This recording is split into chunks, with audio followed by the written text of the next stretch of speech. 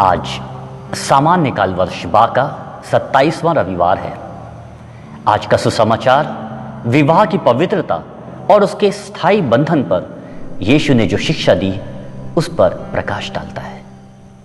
फरीसियों ने यीशु की परीक्षा लेने उन्हें अपने जाल में फंसाकर हेरोद के विरुद्ध कुछ कहलवाने तथा मूसा के नियमों का उल्लंघन कराने की कोशिश की।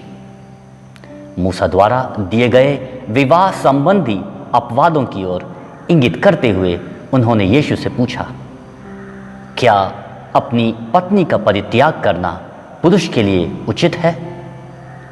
अपने उत्तर के द्वारा यीशु मनुष्य द्वारा बनाए नियमों को नकारते हैं। मूसा ने इस्राएलियों को त्याग पत्र लिखकर पत्नी को त्यागने की अनुमति दी थी। प्रभु यीशु कहते हैं कि मूसा ने लोगों के हृदय की कठोरता के कारण ही यह आदेश लिखा है। यीशु यह भी कहते हैं कि ईश्वर ने प्रारंभ में विवाह के लिए जो लक्ष्य निर्धारित किए हैं उसी पर हमें ध्यान देना चाहिए, जिसके अनुसार विवाह बंधन में एक पति एवं पत्नी एक शरीर हो जाते हैं और किसी को ईश्वर द्वारा जोड़े गए पति पत्नी को अलग करने का अधिकार नहीं है। प्रारंभिक स्थिति के बारे में हम आज के पहले पाठ में सुनते हैं। ईश्वर यह महसूस कर कि अकेलापन मनुष्य के असंतोष का कारण बन जाता है, उसके लिए एक उपयुक्त सहयोगी बनाने की चेष्टा करते हैं। वे मिट्टी से पशुओं तथा पक्षियों को एक एक कर गढ़ते हैं। हालांकि मनुष्य हर पशु पक्षी को नाम तो देता है, उनमें से किसी को भी अपना उपयुक्त सहयोगी नहीं मानता। फिर ईश्वर मनुष्य को गहरी नींद में सुलाकर उसकी एक पसली निकालकर उससे एक स्त्री को गढ़ते हैं तथा उसे मनुष्य के सामने प्रस्तुत करते हैं। तब मनुष्य बोल उठता है, यह तो मेरी हड्डियों की हड्डी है और मेरे मांस का मांस, इसका नाम नारी होगा क्योंकि यह तो नर से निकाली गई है।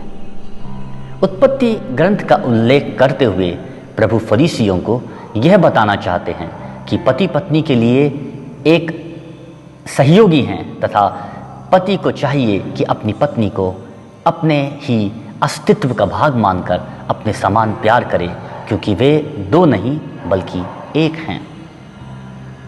इस कथन के द्वारा प्रभु पति पत्नी को बराबरी प्रदान करते हैं। उन्हें एक दूसरे का आदर करना, एक दूसरे की सेवा करना, एक दूसरे को प्यार करना चाहिए। प्रभु के अनुसार विवाह के द्वारा एक चिरस्थायी बंधन स्थापित होता है। आज की दुनिया में जब लोग गिनना तौलना पसंद करते हैं, आपसी व्यवहार में भी एक प्रकार की व्यावसायिक मानसिकता को अपनाते हैं, वे सार्थकता से प्रेरित होकर वैवाहिक जीवन में भी अपने लाभ तथा क्षणिक खुशी के लिए एक दूसरे को वस्तु मात्र समझने लगते हैं। प्रभु इस मानसिकता की आलोचना करते हैं। उत्पत्ति ग्रंथ अध्याय 1 से ही विवाह के लक्ष्य को दर्शाने वाला एक और प्रसंग है। वाक्य 28 हमें यह बताता कि ईश्वर ने मनुष्य की सृष्टि करने के बाद उन्हें फलने फूलने, पृथ्वी पर फैल जाने और उसे अधीन करने का आशीर्वाद दिया। प्रकार अपनी संतानों द्वारा मनुष्य पृथ्वी पर फैल जाते हैं। जब हम दोनों प्रसंगों को एक साथ देखते हैं तब हमें यह ज्ञात होता है कि पति पत्नी को आपस में कुछ जिम्मेदारियां निभानी पड़ती हैं। साथ ही उन्हें मिलकर अपने संतानों के प्रति भी कुछ जिम्मेदारियां निभानी पड़ती है। उन्हें चाहिए कि वे एक दूसरे को प्यार करें तथा बच्चों की अच्छी देखरेख करें। बच्चों को अपने जीवन के लिए बोझ या असुविधा मानकर संतानोत्पत्ति को नकारना क्रिस्तीय मूल्यों के खिलाफ है। इसी प्रकार बच्चों को पैदा करने के बाद उनकी देखरेख न करना भी क्रिस्तीय मूल्यों के खिलाफ है। इस प्रकार बच्चे पति पत्नी के बीच एकता की कड़ी बन जाते हैं। परिवार घरेलू कलीसिया माना जाता है। विवाह के द्वारा यह कलीसिया जन्म लेती है। एफेसियों को लिखते हुए संत पौलुस पति पत्नियों को यह आदेश देते हैं कि वे प्रभु यीशु क्रिस्त और कलीसिया के उदाहरण को अपनाएं। जिस प्रकार कलीसिया प्रभु के अधीन रहती है, उसी प्रकार पत्नी को पति के अधीन रहना चाहिए। इसका अर्थ यह नहीं निकालना चाहिए कि पति आदेश देते रहें और पत्नी उसका पालन करती जाए, क्योंकि संत पौलुस खुद कहते हैं कि पति को चाहिए कि वह अपनी पत्नी को ठीक उस प्रकार प्यार करे जिस प्रकार प्रभु यीशु ने कलीसिया के प्रति अपने प्यार के खातिर अपने जीवन को भी न्यौछावर कर दिया।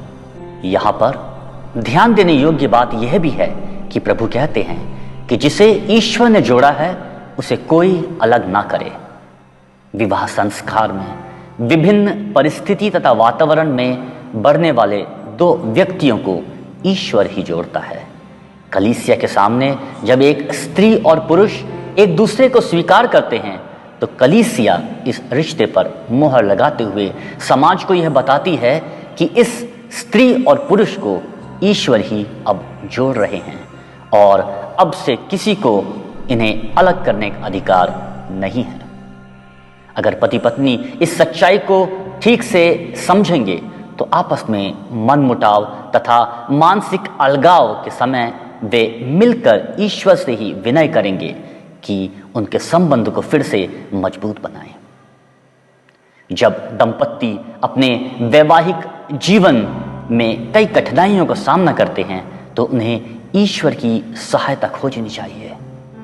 प्रार्थना के द्वारा ही वे मदद के लिए ईश्वर के पास पहुंच सकते हैं तथा उनकी सामान्य रुचियां, दिन प्रतिदिन का जीवन, उनकी आवश्यकताएं एवं सारी मांगे ईश्वर को चढ़ा सकते हैं। प्रार्थना उन्हें प्रेम एवं एकता में बांधे रखता है। प्रार्थना ही उन्हें उनकी सारी कठिनाइयों में बल प्रदान करता है तथा एक दूसरे के प्रति वचनबद्ध और ईमानदार रहने के लिए सहायता प्रदान करता है। आज जब हम सभी मिलकर इस यूक्रिस्ट को मना रहे हैं तो आइए हम सभी दंपतियों को ईश्वर को चढ़ाएं ताकि वे पवित्र आत्मा से प्रेरित होकर परिवार के सभी सदस्यों से जुड़े रहें। ईश्वर उन्हें ईश्वरीय इच्छा तथा एक दूसरे के प्रति ईमानदार बनने में सक्षम बनाए। आमीन।